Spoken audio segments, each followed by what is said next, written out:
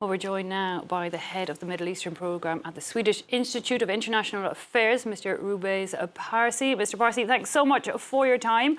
I don't know if you could hear our correspondent there in Beirut, but we're, looking at these latest strikes by Israel into the capital, into the heart of the capital of Beirut. How far do you think Israel's going to go with this war?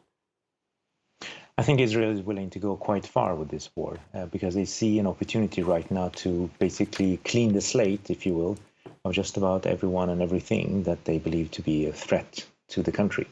And this, of course, partly has to do with the fact that the US president has so far been unwilling to actually maintain any red lines with regard to Israeli warfare.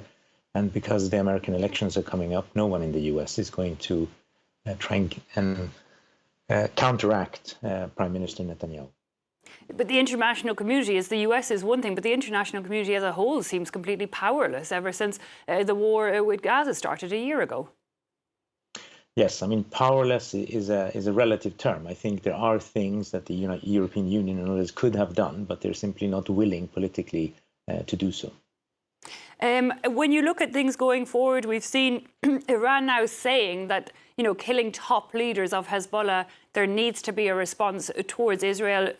Has Israel now gone as far as prompting Iran to take that step and get directly involved, do you think, in this conflict? I don't think Tehran has made up its mind about this. We're hearing very different signals from inside in terms of how far they want to go and how they want to respond. So far, they've kind of kept a certain distance. And that is, of course, because they know that this Israeli continuous pushing of the envelope is an invitation. It's a trap to get Iran to react in order to start something that is much bigger and also much more consequential for the Islamic Republic itself. So I think here we are seeing a certain discrepancy and tension in Tehran with regards to how to support Hezbollah without getting involved into a major war. And the question is whether that is even possible. And even when you look at Israel, it seems to have opened another front now, starting to strike towards the Houthis in Yemen. Well, yes. I mean, at this level and with the US backing, Israel can strike at just about anyone it considers an enemy and get away with it, so to speak. And so they're taking this opportunity to do that. Taking the opportunity of these elections, which are still many, many weeks away, and they seem to have achieved a lot of their goals when you look at the situation in Lebanon. We've had so many leaders of Hezbollah killed and taken out. Can you tell us a bit more about where that might leave Hezbollah today? Well, obviously, Hezbollah now needs to show that it still has an organizational structure and then it has the people to man it. And so the question is whether the next generation, so to speak, that they have are ready to take on this role when the loss has been so massive. And the other thing is, of course, that while Israel has taken out a lot of its leaders, Israel knows that it has not managed to destroy all of its missile capacity yet. And that is, of course, something that Israel would want to do now while it's at it, so to speak.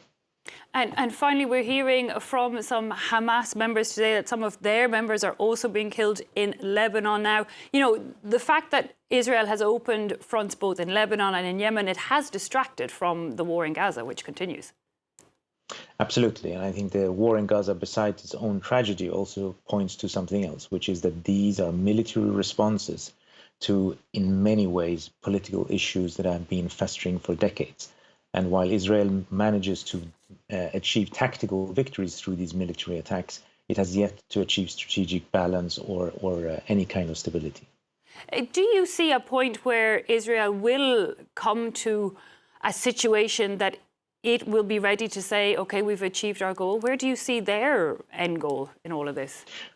Well, I think it depends on who you're listening to. If you're listening to the military, if you're listening to Prime Minister Netanyahu or some of his extreme right-wing ministers. Where you also have now expressed fantasies of basically carving up Lebanon, etc., etc. So I think we have to remember that there are different calculuses and dynamics also within the political elite of Israel. OK, Mr. Parsi, we're going to have to leave it at that. But thanks so much for giving us your time here on France 24. Much appreciated.